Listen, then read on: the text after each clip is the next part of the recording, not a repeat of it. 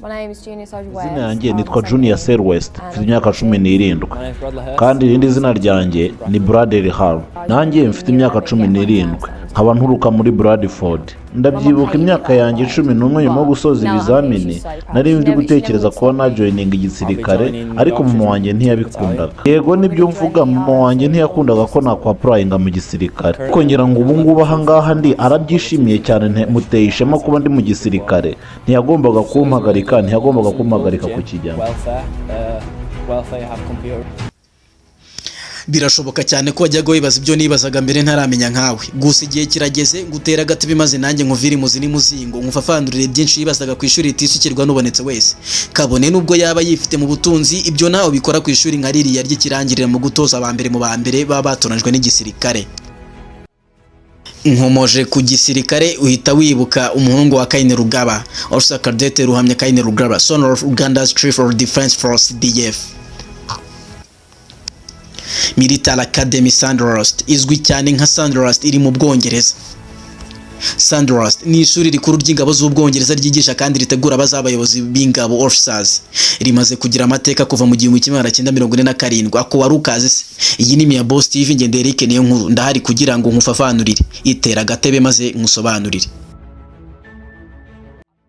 Sandhurst yakiriye abasirikare baturuka mu bihugu birenga 90 kandi buri gihe habari officers cadet mpuzamahanga barenga 50 muri buri tamu. Umuntu wo mu kindi gihugu ntashobora kwiyandikisha muri Sandhurst ku giti cye keretse bamuhisemo. Agomba kubanza gutoranywa n'ingabo z'igihugu cye, hanyuma igihugu kikamwohereza ko ngako rwose kamenye. Mbere najyaga nibaza ntibigishwa iki. Ako nimba uri kukibaza umuntu w'umugabo cyane. Amasomo n'imyitozo byibanda cyane kuri leadership, kuyobora abantu, discipline, kugira imyitwarire n'ubunyamwuga, military planning and tactics, navigation, communication, physical fitness, gukorera mu ikipe no gufata inshingano, gukemura ibibazo no gufata ibyemezo mu bihe bigoye. Hari akabazo kandi najyaga nibaza ngese bamara igihe kingana iki. Amasomo ya officers azwiho kuba hafi ibyumweru 44 kuri gahunda isanzwe. Ni ukuvuga ko Sandhurst atari kaminuza isanzwe umuntu ajya amashaka degree. Ni ishuri ry'imyitozo n'uburezi bw'abazaba abayobozi mu gisirikare. Ako ngako rwose ukanota ahantu.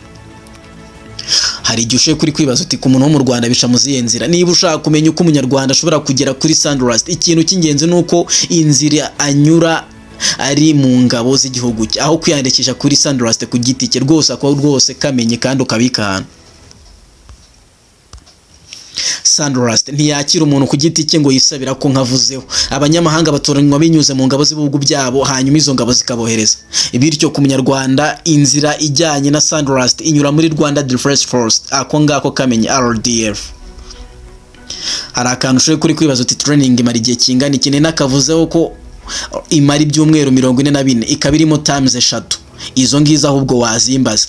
Times 3 ni junior term, imyitozo yibanze, fitness, gufata ibyemezo n'ubuyobozi. Intermediate term, guteza imbere leadership no kongera ubumenyi bw'umwuga. Senior term, gushyira mu bikorwa ibyo biyize mu myitozo ikomeye no kwitegura ko officer. Hari akantu ushoboye kuri kwibaza uti se n'ishuri mpuzamahanga. Ibyo ngibyo rwose biroroshye. Kuva mu 1947 Sandhurst imaze gutoza abanyeshuri mpuzamahanga barenga 5400 baturuka mu bihugu 129. Buri tamu haba harimo international officer cadet. Byumvikana ko iri shuri ari international.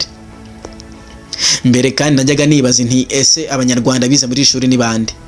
Aba ni benshi si wababara, ariko uwo tuzi cyane ni umuhungu wa Perezida w'u Rwanda N Kagame. Nimvuga Yane Kagame urahita wibuka umuhungu uherutse gusoreza muri iri shuri. Umuhungu wa Muhozi Kainerugaba naye nakavuze, Officer Cadet Ruhamya Kainerugaba, son of Uganda's Chief of Defense Force CDF. Byumvikana ko iri shuri ryigwamo n'ibikomerezwa, abana b'ibikomerezwa, yaba abana baba perezida, abana baba general. Ibyo ngibyo birasanzwe. Shuti bakunzi ba Mia Boss TV, amakuru yacu nakagaruka yabibyegeranyo ku makuru ya politike, ubukungu, imyidagaduro n'ibindi. Nimba hari icyo ushaka tuzakubwira aho twandikire muri comment. Ni Mia Boss TV, channel yacu, channel yanyu. Nderike niyo nkuru. Mugire ibihe byiza.